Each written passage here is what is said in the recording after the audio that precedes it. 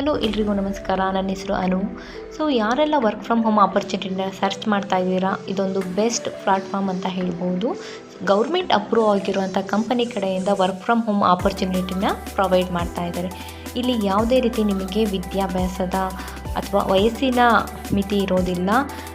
Just ನೀವು use ಮಾಡುವಂಥ ಸ್ಮಾರ್ಟ್ಫೋನ್ನ use ಮಾಡಿಕೊಂಡು ಮನೇಲಿ ಕೂತ್ಕೊಂಡು ನಿಮಗೆ ಇರುವಂಥ ಫ್ರೀ ಟೈಮಲ್ಲಿ ವರ್ಕ್ನ ಸ್ಟಾರ್ಟ್ ಮಾಡುವುದು.